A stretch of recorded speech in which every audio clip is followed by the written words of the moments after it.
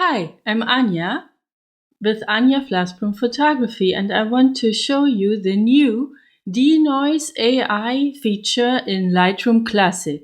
This came with the last update, the 12.3, and I'm super happy about that because I often take pictures of birds and squirrels and the like with my f11 800mm Canon RF lens. And this lens, obviously being f11, requires most of the time a very high ISO and has therefore quite a bit of noise it creates in the images. And yeah, so now I have a really amazing way to improve my image quality. As you can see here on that bird image, this beak of the little chaffinch has a lot of noise. And in this video, I want to show you how I improve this image, how I work with the denoise dialog box, and how I work with these images overall. So if you're interested in learning about that, then please stay on.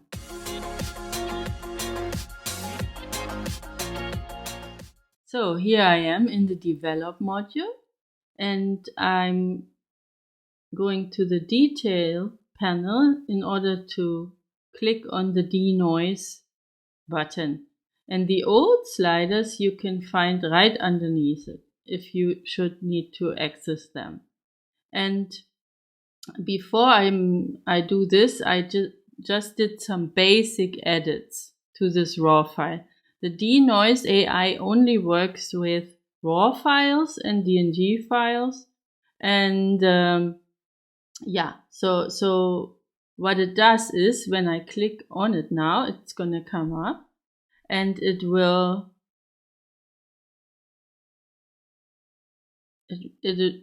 show me a preview, and when I click finally on enhance, it will create a new file. It will create a DNG file, and only then I will start to really work on the image and do all the mask and all of that, because beforehand it just will increase the time the denoise will need to work. It does work, but it's increasing the time it needs. So here you can see this dialog remembered my last setting, and I used 60 on the last image, and now it offers me the same again. If the standard is 50, if I click here on the white slider, it will go back to 50. And you can see, like, if I try to apply only 22 in this image, then I will see it's a good result actually, but I can do better by going over 50. So you can easily check where you need to be. Less is more with these kind of features, of course. But yeah, my image has a lot of noise, although I took it in the best possible conditions, and the ISO is for that lens relatively low, 640. But still, yeah, it needs quite a bit of denoise. It is also important to note that you cannot use the super resolution feature together with the denoise, and it shows you here the estimated time. And what I found is that it's actually quite often wrong. It doesn't take 4 minutes for this one image to render. So yeah, it depends probably on your machine, on your computer's abilities, but in my case it's most of the time under a minute. And it stacks the images because, as I said before, it creates a new DNG file. So you have the raw file and the new file, and you cannot apply. I'm going to click that now while I'm talking. You cannot apply denoise again to the DNG file that it's created, but you can go back to the raw file and start over. So that's also important to know. So now it's rendering. You can see this here in the top where it says creating DNG using Denoise. So let's just wait for the result.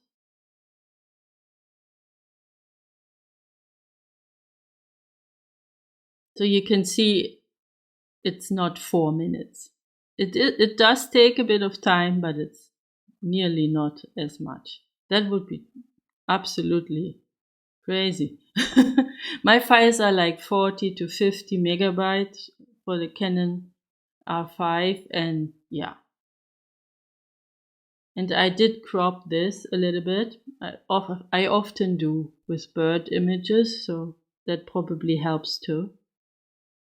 So now we have the result here, and it created the new file. You can see here the file's name is sharpening 22 and enhanced NR3. It put behind my file name. And the 3 is because I did this a few times and it counts it from the same image. So I get it numbered now. So do not wonder about that. Okay, so now you can also see that denoise is grayed out. So I cannot use it here again. If I go back to my original, 1 second, I think it's this one, then it's active again. So you can only not use it on the file that's been created. Okay, so now let's look at the result. As you can see, that looks quite good, but a bit flat. So now I applied on my presets. I worked on the little bird with all the wonderful new AI masks. I'm going to create another video just for that. So I just want to show you how I finish this image now. And as I said earlier, I feel that the whole Denoise AI is super, but it makes the image a little bit flat. So I'd like to sharpen my image, which one should do in the end, of course.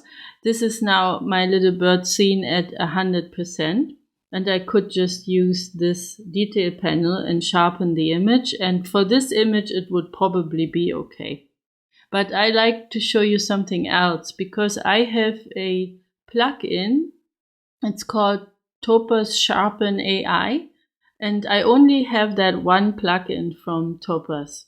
So yeah, but I really like it. It helped me out a lot in the past.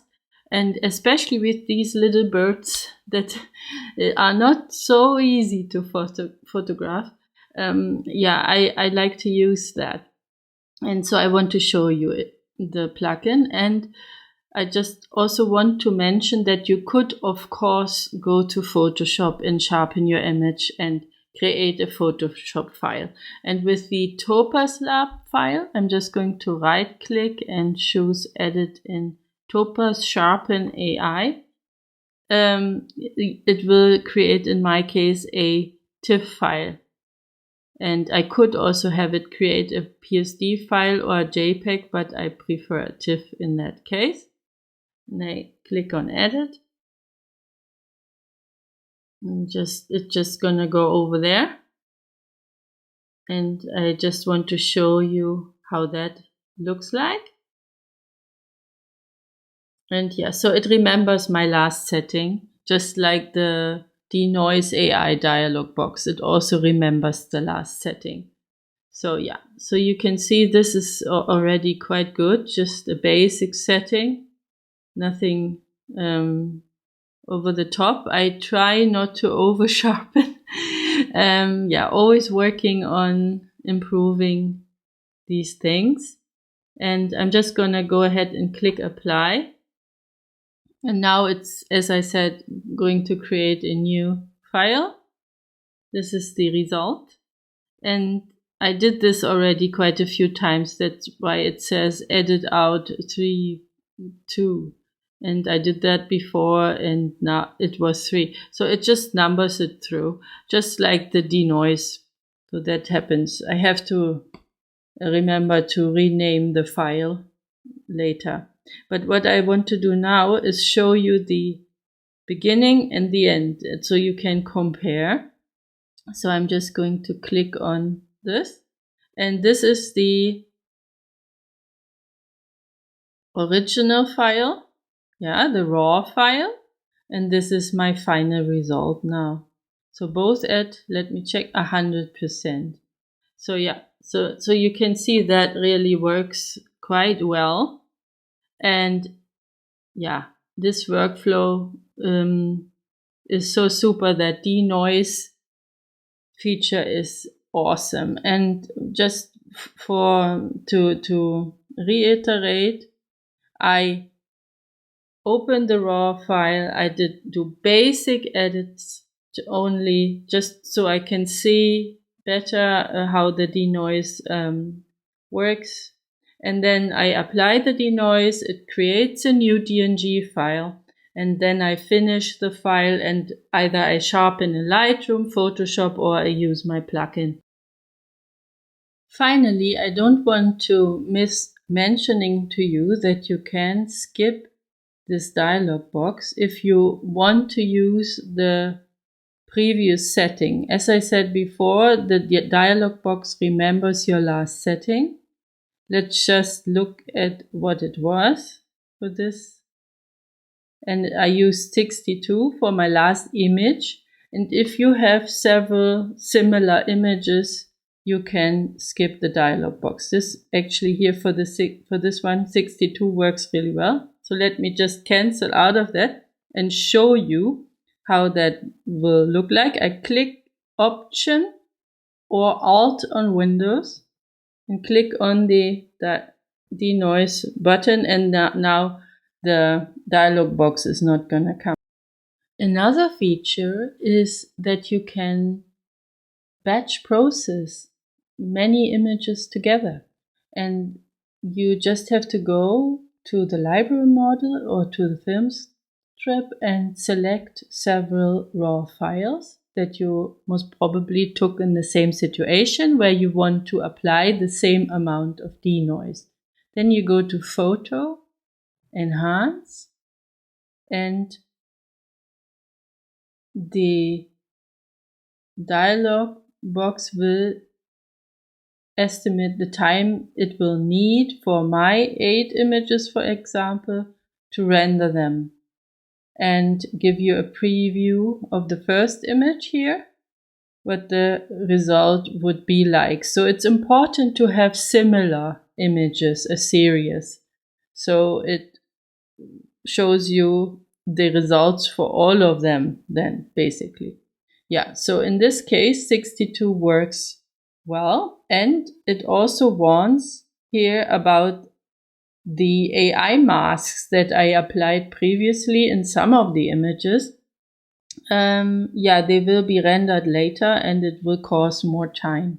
So as I said, I learned working with that I should do that later on. But now in this case, I already have that in there. So I assume it might not exactly take 35 minutes. It was always wrong for my 8 images, but I will certainly have time for a nice cup of coffee. I hope you enjoyed that video and that you found the information that I gave you useful and that you can apply it in your own work process. I will be making lots more videos in the future, and I would really appreciate your subscription and your like. And thank you very much in advance for that. I see you very soon. I wish you a lovely day.